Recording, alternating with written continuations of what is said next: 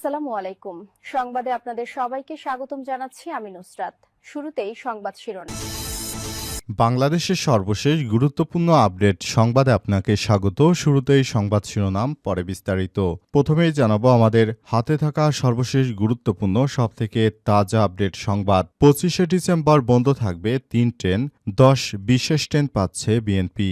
দলের ভারপ্রাপ্ত চেয়ারম্যান তারেক রহমান বাংলাদেশে প্রত্যার্পণ উপলক্ষে বাংলাদেশ জাতীয়তাবাদী দল বিএনপির কেন্দ্র এবং আঞ্চলিক কার্যালয় থেকে নেতাকর্মী এবং সমর্থকদের ঢাকায় যাতায়াতের উদ্দেশ্যে বিশেষ ট্রেন ও অতিরিক্ত কোচ বরাদ্দ করতে যাচ্ছে রেলওয়ে। এরপর জানাবো বিএনপির অঙ্গ সংগঠনের 12 নেতাকর্মী কারাগারে। বরিশালের বাবুগঞ্জে আলোচিত নেতা রবিউল ইসলাম হত্যা মামলায় বিএনপির অঙ্গ এবং সহযোগী সংগঠনের 12 নেতাকর্মীকে কারাগারে পাঠানোর নির্দেশ দিয়েছে আদালত। এদিকে ইনকিলাব মঞ্চের 3 দাবিসহ নতুন কর্মসূচি ঘোষণা।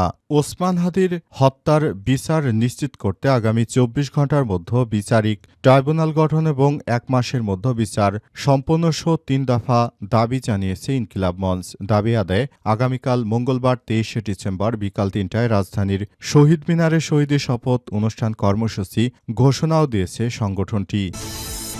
এবারে জানাবো হাদিকে হত্যা এবং পরে কি ঘটানো হবে সবকিছু পূর্ব পরিকল্পিত বললেন নাহিদ ইসলাম। ওসমান হাদিকে হত্যা এবং পরে বাংলাদেশে কি ঘটনা ঘটানো হবে তার পরিকল্পনা আগেই করা হয়েছিল বলে মন্তব্য করেছেন জাতীয় নাগরিক পার্টি এনসিপির আহ্বায়ক নাহিদ ইসলাম। আজ সংবাদপত্রের সম্পাদকদের সংগঠন সম্পাদক পরিষদ ও মালিকদের সংগঠন নিউজ পেপার্স ওনার্স অ্যাসোসিয়েশন নোয়াবের উদ্যোগে মব ভায়োলেন্সে আক্রান্ত বাংলাদেশ শীর্ষক যৌথ প্রতিবাদ সভায় তিনি এমন মন্তব্য করেছেন।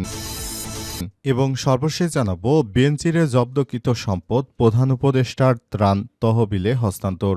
বাংলাদেশ পুলিশের সাবেক মহাপরিদর্শক আইজিপি বেনজির আহমেদের সকল সম্পদ প্রধান উপদেষ্টার ত্রাণ তহবিলে হস্তান্তর করেছে দুর্নীতি দমন কমিশন দুদক। আজ দুদকের পক্ষ থেকে বিষয়টি নিশ্চিত করা হয়েছে। প্রিয় দর্শক, এতক্ষণ শুনছিলেন সংবাদ শিরোনাম, এবারে বিস্তারিত।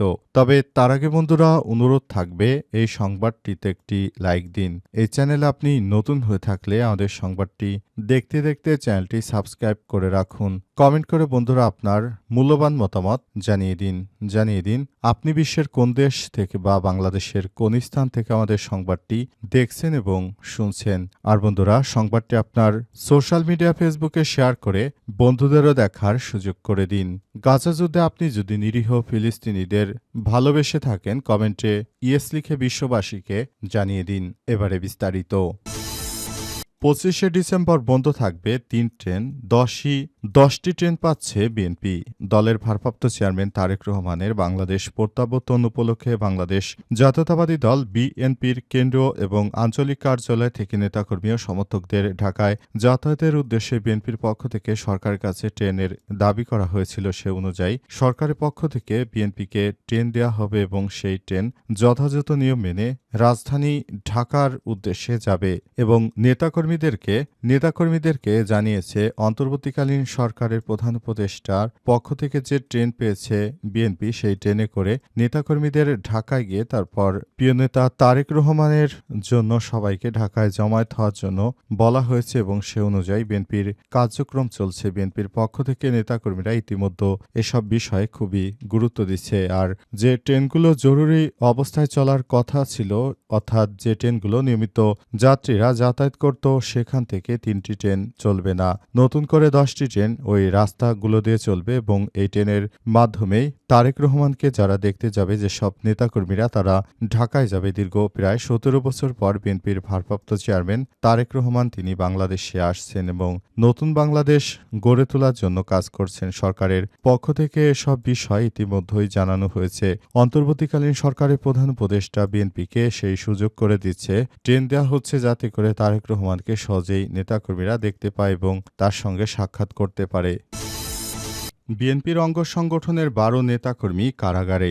বরিশালের বাবুগঞ্জে আলোচিত ছাত্রদল নেতা রবিউল ইসলাম হত্যা মামলায় বিএনপির অঙ্গ ও সহযোগী সংগঠনের ১২ নেতাকর্মীকে কারাগারে পাঠানোর নির্দেশ দিয়েছে আদালত। আজ দুপুরে তারা বরিশাল সিনিয়র জেলা ও দায়রা জজ আদালতের হাজির হয়ে জামিন আবেদন করলে শুনানি শেষে বিচারক মোহাম্মদ ফারুক হোসেন আবেদন নামঞ্জুর করে কারাগারে পাঠানোর আদেশ দেন। বরিশাল জেলা ও দায়রা জজ আদালতের বেঞ্চ সহকারী কামরুল ইসলাম এই তথ্য নিশ্চিত করেছেন। কারাগারে যে আসামিরা হলেন বাবুগঞ্জ উপজেলা ঠাকুর মল্লিক এলাকার নাবিদ হাসান শান্ত, মিজানুর রহমান, কবিরাজ মোহাম্মদ আবুল হাসান হাওলাদার, চর হোগলা এলাকার শফিউল আলম, শাহিন ফরাজি, এমদাদুল হক মিলন ও তার ভাই জহিরুল ইসলাম, সাইদুর রহমান খান, মোহাম্মদ সোহাগ, সাইফুল ইসলাম, সবুজ হাওলাদার, রফিক মুন্সি, সুমন ব্যাপারী এবং আবদুল্লাহ হাওলাদার। তারা সবাই স্থানীয় ছাত্রদল, যুবদল ও স্বেচ্ছাসেবক দলের নেতাকর্মী। তাদেরকে আটক করার জন্য নির্দেশনা দেওয়া হয়েছে এবং সে অনুযায়ী কাজ করা হয়েছে। যারাই বাংলাদেশে নানাভাবে বিঘ্নিত করার চেষ্টা করবে তাদের বিরুদ্ধে ব্যবস্থা গ্রহণ করবে সরকারের পক্ষ থেকে বলে জানানো হয়েছিল এবং সে অনুযায়ী সরকারের পক্ষ থেকে এদের বিরুদ্ধে ব্যবস্থা গ্রহণ করা হয়েছে। যাতে করে কোনো অপরাধী ছাড় না পায় সেই ব্যবস্থা নিশ্চিত করতে সরকারের এমন কাজের অগ্রগতি এবং এই বিষয়টি নিয়ে তারা কাজ করছে। সে অনুযায়ী দেশটাকে সুন্দরভাবে সাজিয়ে গুছিয়ে নেওয়ার জন্য সবাইকে আরও বেশি সুন্দরভাবে বাংলাদেশ গড়ে তোলার জন্য কাজ করতে হবে। নতুন বাংলাদেশ গড়ে তুলতে হবে। এজন্য সরকার আর কোনো অপরাধীদেরকে ছাড় দেবে না। ইনকিলাব মঞ্চের ৩ দাবিসহ নতুন কর্মসূচি ঘোষণা। ওসমান হাদি হত্যার বিচার নিশ্চিত করতে আগামী ২৪ ঘণ্টার মধ্যে বিচারিক ট্রাইব্যুনাল গঠন এবং ১ মাসের মধ্যে বিচার সম্পন্ন সহ ৩ দফা দাবি জানিয়েছে ইনকিলাব মঞ্চ। দাবি আদায়ে আগামী মঙ্গলবার ২৩শে ডিসেম্বর বিকাল ৩টায় রাজধানীর শহীদ মিনারে শহীদি শপথ অনুষ্ঠান কর্মসূচি ঘোষণা দিয়েছে সংগঠনটি। সোমবার ২২শে ডিসেম্বর বিকেলে রাজধানীর কেন্দ্রীয় শহীদ মিনারে আয়োজিত বিক্ষোভ সমাবেশ থেকে এই কর্মসূচির ঘোষণা দেন ইনকিলাব মঞ্চের সদস্য সচিব আব্দুল্লাল জাবের হাদি। স্বাধীনতা, গণতন্ত্র এবং জনগণের অধিকার রক্ষার আন্দোলনে জীবন উৎসর্গ করেছেন উল্লেখ করে তিনি বলেন, এই হত্যাকাণ্ডের বিচার আর বিলম্বিত হলে জনগণের সঙ্গে আমরা আরও কঠোর কর্মসূচিতে যেতে বাধ্য হব। তিনি আরও জানান, মঙ্গলবার ২৩শে ডিসেম্বর বিকাল ৩টায় রাজধানীর শাহবাগে শহীদ হাদি চত্বরে ইনকিলাব মঞ্চের উদ্যোগে শহীদি শপথ গ্রহণ কর্মসূচি অনুষ্ঠিত হবে। এতে জুলাই পরবর্তী এবং জুলাই পূর্ববর্তী সময়ে গুম, খুন, রাজনৈতিক সহিংসতায় নিহত সব শহীদদের স্মরণ করা হবে। আব্দুল্লাল জাবের বলেছেন, শহীদ ওসমান হাদিকে সামনে রেখে আমরা শহীদি শপথ পাঠ করব।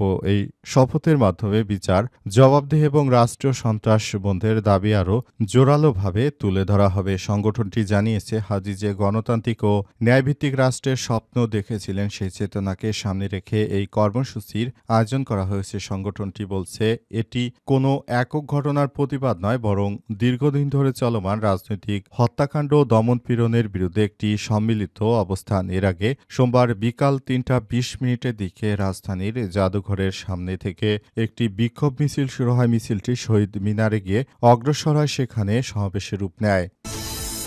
হাদিকে হত্যা এবং পরে কি ঘটনা ঘটানো হবে সব পূর্ব পরিকল্পিত বললেন নাহিদ ইসলাম।